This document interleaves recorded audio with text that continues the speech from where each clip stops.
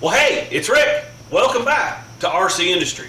Today, we're going to take this and put into that after we drain this out of that. All right, well, here we go. Sun's out now. Must be fall. The leaves are already starting to fall. Good grief. All right, let's see here.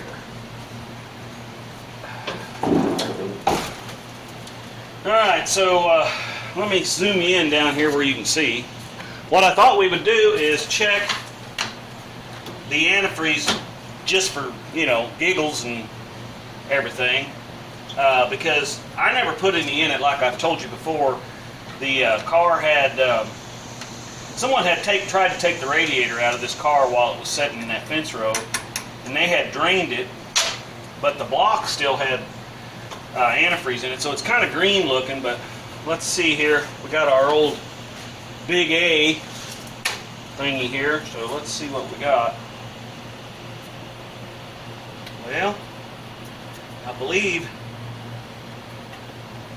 believe she's wore out, guys. That thing is seen better days.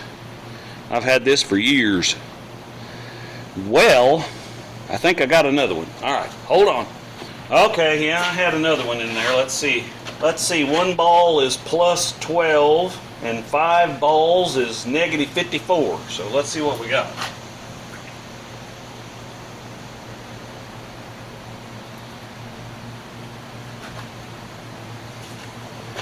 Wow, it's holding 3 balls and I never even put any antifreeze in it. Negative 26. Well, la-ti-da.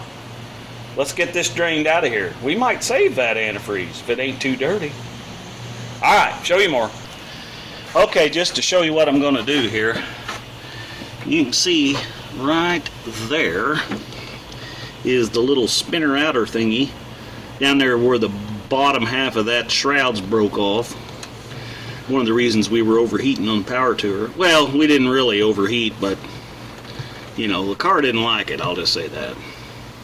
But anyway, we're going to slide that pan up under there and open that up and let some of that juice run out of there. Alright, let me get you set up over here where you can see this.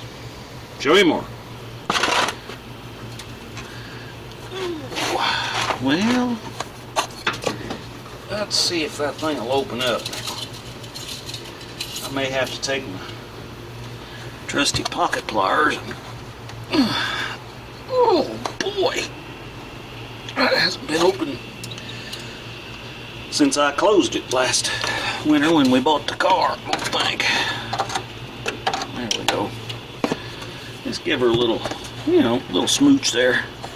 Oops, I better stick that pan back up in there a little further. I try to be careful with this stuff because if this has got any ethylene glycol in it, that's just not good for the dogs. And sometimes they get out here and mess around when I'm out here working. So, alright, let's let that drain and then I'll show you more. Well, while we're waiting on that to drain, let's check the tire pressure on this thing. This tires are looking a little bit low, and I just got a feeling that it's going to need spare. Yeah, she's got 25 pounds in it. That just ain't quite enough.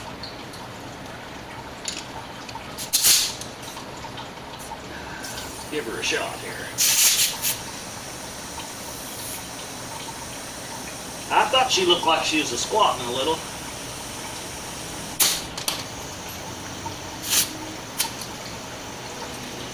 Now that's 30. Let's get her up here in the 32 to 35 range.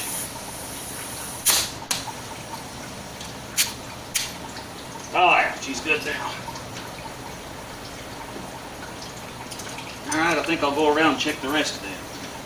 Hey, it's Rick here from Rick's Rusty Wrecks, and today we're going to talk about Protectant. Protectant is sold by the Dollar General store, and it is what we use on all of our fine automobiles. Look at this luxurious Corinthian leather dash. Watch what happens when we put protectant on it. Spray it liberally now. Then just get your rag in there and just wipe her down.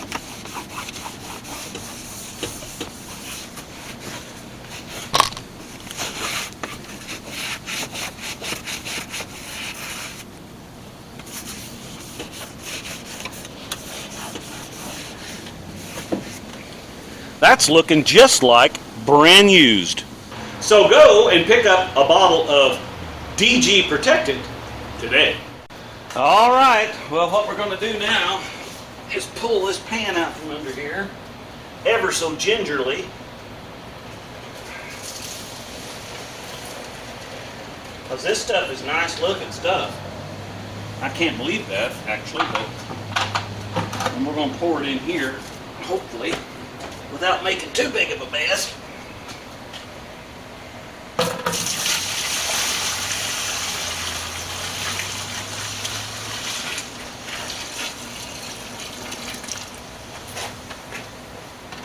All right, let's drain some more out of that.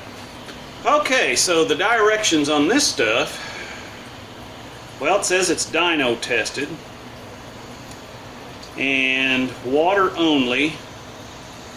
It raises it up to 220 Fahrenheit for heat. Well, this thing don't ever run over that hot, so we should be fine there. The only thing is it, you know, it's not going to be good for winter. That's why I'm saving the antifreeze, because I'm going to put the antifreeze back in it for winter time. Unless somebody buys this thing right away, you know, if this goes down there and runs down the track and is the winner for, you know, everything, then maybe somebody will buy it. I don't know. Helps control overheating. Adds 25 horsepower to the engine. Oh, well, I can handle that. No, it doesn't really say that. It looks like it just says use 1 ounce per quart, or it says if you're dumping it all out, all the water, to add the complete bottle. So that's what we're going to do. All right, show you more. Okay, well, while we're letting that drain out, I know one thing we needed to do was get under here in the back and see, make sure we got, you know, fluid in the rear end. Because I don't know that we ever checked this one. And looking at it, I can say that we didn't, because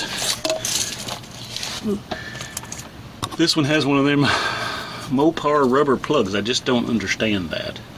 And by the way, I feel pretty safe in here because I got my China-made Harbor Freight jack stand, so I should be good to go.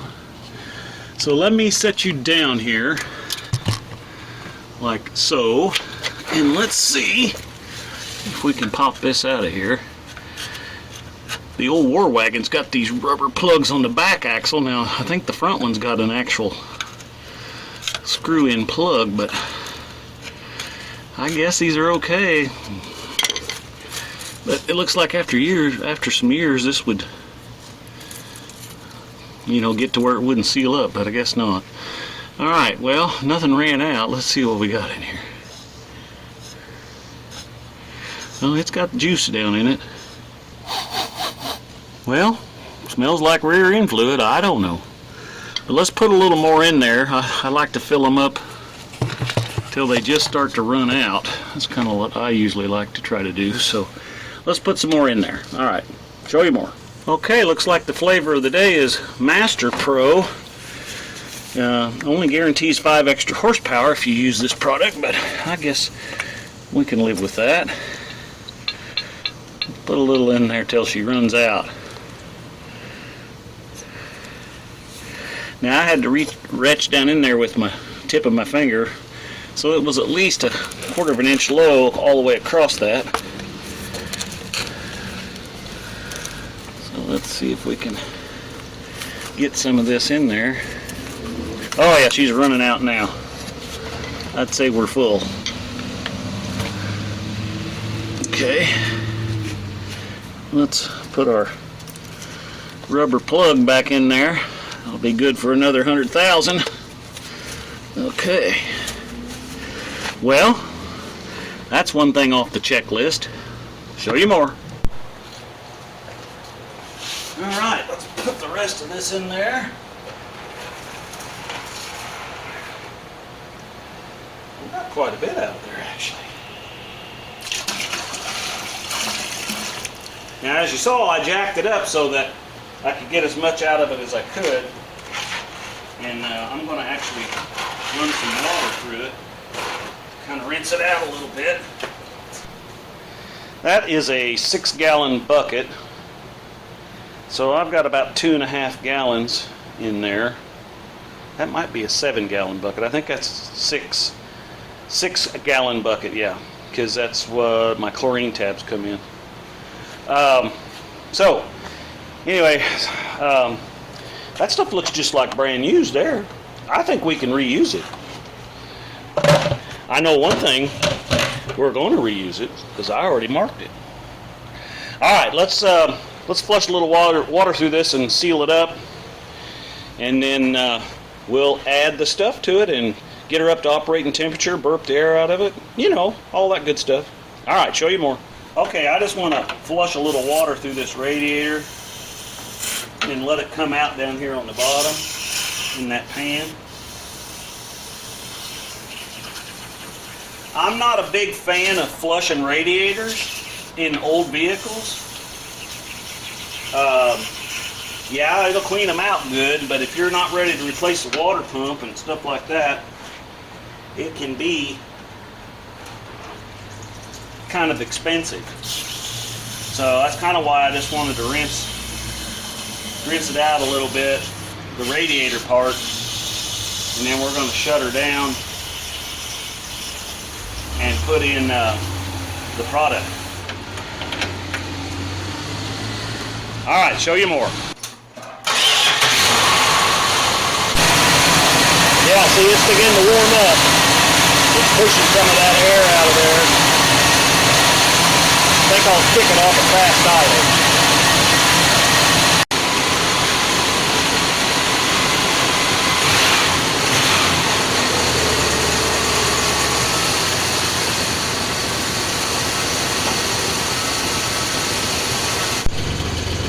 Temp's starting to come up on it a little.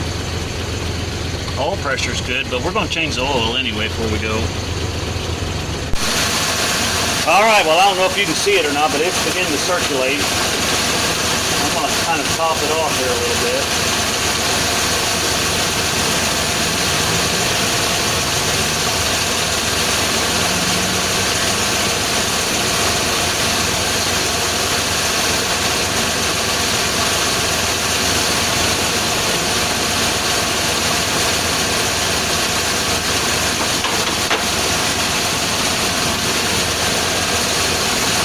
Yeah, it's getting hot.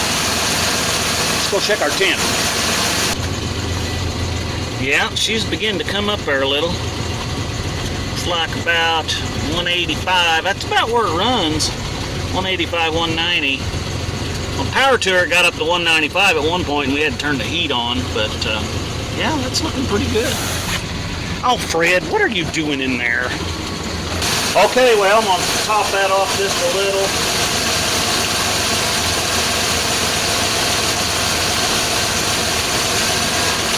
Put the cap on it.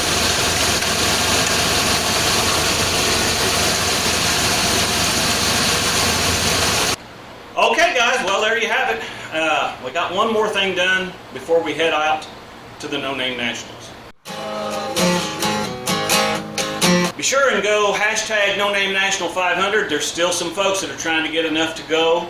And you know, like John was saying the other night, if they don't get enough to go this year, they'll certainly have enough to go next year. This is going to be a continual thing. This is the first year for it, but it's going to continue to go and go and go. So, be sure and check out all of the No Name National people by hashtag NoNameNational or hashtag NoNameNational500. And be sure and do a CrustyChrysler hashtag too, because you're going to see all the work we've done to this girl getting it ready to go to Sikeston. Okay, thanks for coming along. Be sure and like and share. Check us out on other platforms. We're also on Facebook, Instagram, MeWe. We're out there, man. Subscribe today on YouTube. And like always, we're making it just like brand used.